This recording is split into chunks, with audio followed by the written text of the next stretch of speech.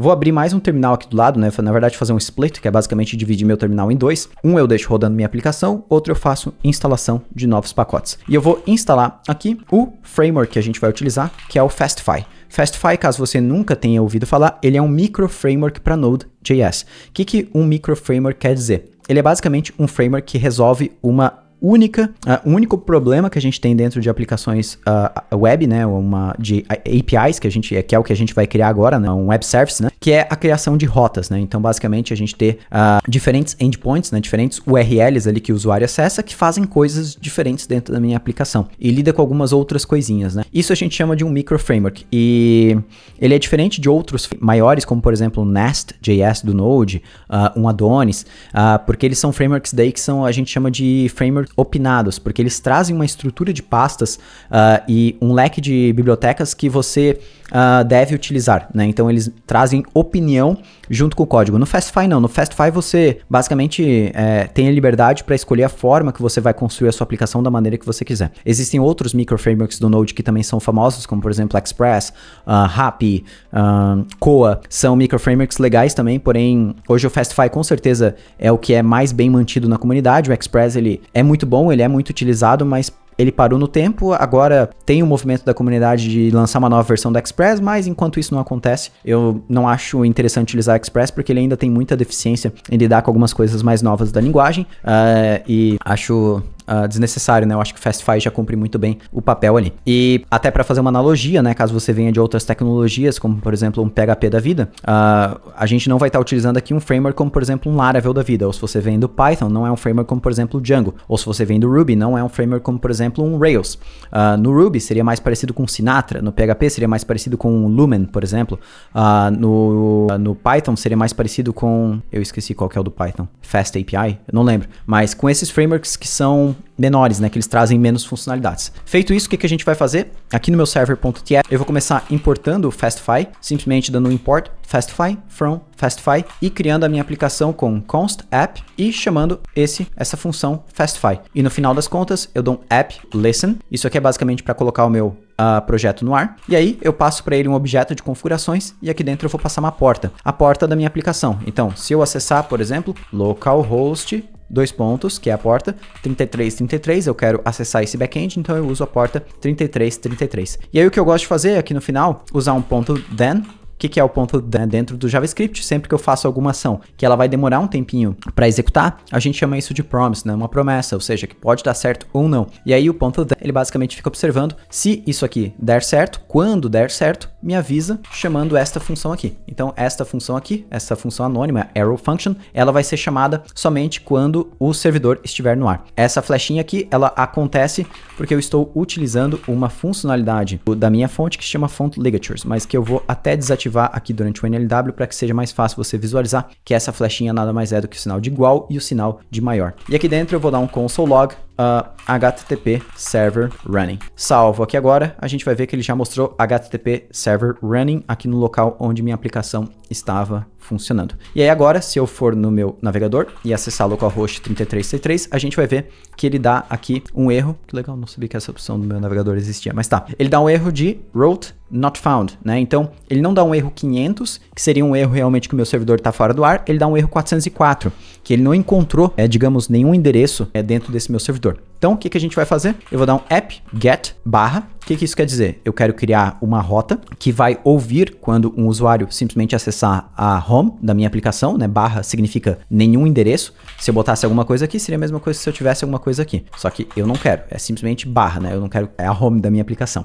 E aí eu faço basicamente isto aqui. Esta função vai ser chamada quando o endereço que eu botei aqui no primeiro parâmetro for chamado. E aqui dentro eu posso dar um return hello NLW unite. Salvo isso aqui agora, volto o meu navegador, dou um F5 e pronto, a gente vê que já está mostrando hello NLW unite, né? Então tudo que eu retorno daqui de dentro, e aí eu posso criar uma outra rota simplesmente duplicando este código, botando aqui teste, e eu dou aqui um hello teste, por exemplo, salvo, volto aqui, se eu escrevo /teste, veja que ele mostra hello teste, ou seja, rotas, né? Cada um desses carinhas aqui significa um endereço que o usuário vai poder acessar ali pelo navegador, que vai retornar alguma coisa diferente para ele, né? Mas aqui nesse caso, a gente vai estar desenvolvendo uma API que é diferente de uma aplicação full stack, com Node no caso, né? E uma API geralmente ela não é acessada pelo browser em si, né? Ela é utilizada por uma outra aplicação, por exemplo, um front-end da vida, que vai consumir, né, uma aplicação React, Vue, Angular ou qualquer coisa parecida, que vai consumir esta API e vai trazer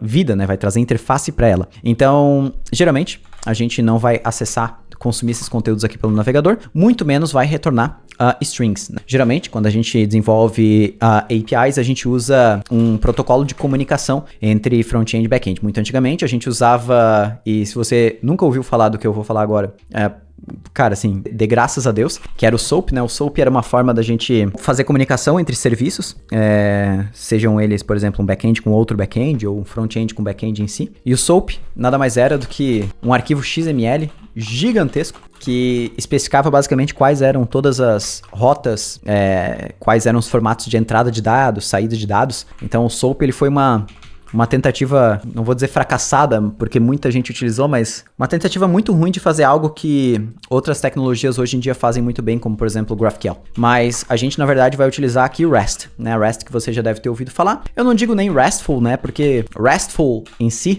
ele é um termo que abrange algumas regras que uma API tem que seguir para ela ser considerada RESTful e, sinceramente, 95% das APIs que se denominam RESTful não são RESTful, porque tem algumas regras lá dentro que, ninguém segue. Então, a gente usa REST aqui simplesmente para falar que ela vai ser uma API que ela vai retornar, vai transicionar dados via JSON, né? Então, via JSON e cada rota vai criar, deletar e tudo mais. Como é que vai funcionar basicamente a nossa aplicação, né? A gente tem aqui uma combinação de algumas coisas que são importantes todo mundo que vai desenvolver uma aplicação back-end entender, né? Primeiro, a gente tem métodos HTTP, que são get, post, put, patch, head, que mais? Options, tem mais. Nós temos corpo da requisição, nós temos search, botar em português, parâmetros de busca, e nós temos parâmetros de rota, e nós temos cabeçalhos.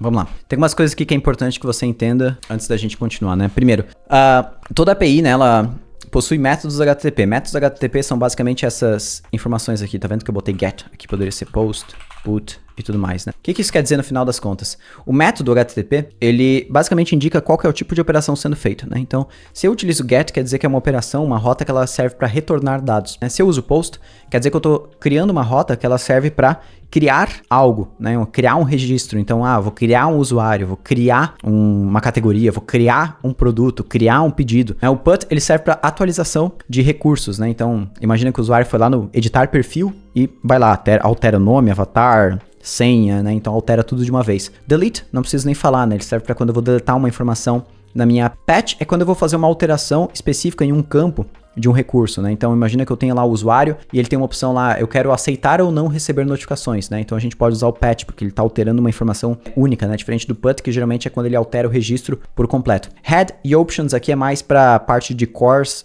segurança, a gente não vai falar muito sobre isso agora. Mas isso é importante entender porque tudo isso que eu vou te explicar agora são coisas semânticas, né? Então semânticas ela basicamente é o significado, né? Então o que acontece? Numa API, eu posso simplesmente criar todas as rotas utilizando o método get? Posso, vai funcionar. Esse é o ponto, né? Só que quando a gente vem para a semântica das coisas, é onde a gente entende que a gente tem que utilizar dos métodos, porque cada método ele traz um significado diferente para aquela rota, né? Então, imagina o seguinte, se eu tenho uma rota aqui na minha aplicação, o nome dela é app.getUsers. Simplesmente por eu ler get aqui na frente, eu sei que ela é uma rota que ela busca usuários, ela lista usuários. Se eu tivesse a mesma rota, porém aqui dentro, eu tenho... O que essa rota aqui quer dizer? Ela cria usuários, né? Da mesma forma que eu tivesse, delete, né? Então, o que acontece é, o método HTTP, ele indica exatamente o que essa rota vai fazer dentro da nossa aplicação. Além do método HTTP, a gente tem mais algumas coisinhas aqui que são importantes, que são os tipos de informações que a gente pode transicionar entre o front-end e a minha API. Então, quando o front-end, lá quando a minha interface for chamar algumas das rotas da minha aplicação, ela pode enviar uma dessas 4 informações, ou até várias delas juntas, né? Então, a primeira delas é o corpo da requisição, que a gente chama também de request body em inglês, né? O corpo da requisição, ele geralmente é utilizado em requisições do tipo post ou put, que é basicamente as informações do formulário. Então, geralmente quando eu faço a criação ou a edição de um registro, isso aqui geralmente está associado com um formulário, né? Então, o usuário vai criar um produto, né? Então tem um formulário lá de criação de produto, que tem o nome do produto, a quantidade, sei lá, o preço, o estoque, sei lá o que. Então aqui no post, ele vai enviar os dados desse formulário, né? Então geralmente o corpo da requisição ele é utilizado para enviar os dados para criação ou edição de um registro. Os parâmetros de busca, ou também chamados de search, params ou query, parameters, vou botar params aqui para ficar menorzinho. Eles são parâmetros que a gente envia na URL, geralmente para fazer filtragem de dados, né? Então, por isso que eles chamam até parâmetros de busca, né? Eles são para filtro ou busca dentro de uma listagem, geralmente utilizado em rotas do tipo GET, né? Então você já deve ter visto eles, por exemplo, HTTP, localhost, imagina que eu tenha lá uma listagem de usuários, então eu tenho aqui, ó, users, e aí essa listagem eu quero, por exemplo, listar apenas usuários em que o nome contém Diego, né? Então a gente usa esse pontinho de interrogação e passa parâmetros aqui dentro, né? Então, os parâmetros de busca, geralmente, eles são parâmetros que são opcionais, né? Dificilmente eles são parâmetros obrigatórios, não faz muito sentido, e eles são geralmente utilizados para filtros ou paginação ou busca, qualquer coisa semelhante com isso em listagem de dados. Nós temos parâmetros de rota, ou route params, que eles servem especificamente para identificação de recursos. Geralmente eles são utilizados em métodos delete ou patch. Para que serve? Ou até get também, né? Que eles servem para quando eu quero fazer uma operação em um único registro. Então, por exemplo, imagina que eu estou querendo deletar um usuário específico, né? Então eu vou chamar aqui a rota, por exemplo, users, né? Usando o método delete, então método HTTP delete, e aí eu especifico qual usuário eu quero deletar. Então, por exemplo, eu quero deletar o usuário com ID 5. Esses parâmetros, geralmente não, 100% das vezes eles são obrigatórios, né? Então não teria como eu chamar a rota de deletar um usuário sem enviar esse parâmetro. E além de serem obrigatórios, esses parâmetros aqui eles não são nomeados, diferente do parâmetro de busca aqui, que você pode ver que eles têm um nome, ó. Então esse parâmetro se chama name e o valor dele é Diego. Esse parâmetro aqui a gente não sabe o nome dele, né? A gente só envia o valor dele diretamente pela URL. E o último são os cabeçalhos, ou headers, né? Geralmente os headers, eles... a gente acaba não utilizando muito eles, assim, no dia a dia, né? Como sendo algo que a gente vai transicionar informações, mas geralmente eles são usados para a gente transicionar informações do contexto da requisição. O que quer dizer um contexto? Então imagina, geralmente... imagina que eu estou cadastrando um usuário, certo? E o meu back-end ele precisa devolver uma mensagem de erro para o usuário caso aquele e-mail já exista, né? Então, essa mensagem de erro, ela pode vir do back-end em português, caso o usuário esteja no Brasil, ou em outro país que fale português, né? Mas ele pode retornar essa mensagem em outro idioma, caso o usuário esteja em outro país, né? Então, eu poderia transicionar a informação, por exemplo, qual que é o idioma do usuário, através de um header. O header geralmente são aquelas informações que elas não vão mudar de uma requisição para outra, elas são informações que são mais fixas, que elas servem para contextualizar o back-end, para que o back-end saiba informações sobre quem está fazendo aquela requisição. Então, geralmente a gente envia aqui, por exemplo, informações de autenticação, envia informações da localização do usuário, né, do idioma que ele fala, da time zone, né, qual que é o fuso horário do usuário, coisas que vão ajudar o nosso back-end a retornar uma informação mais apropriada, né?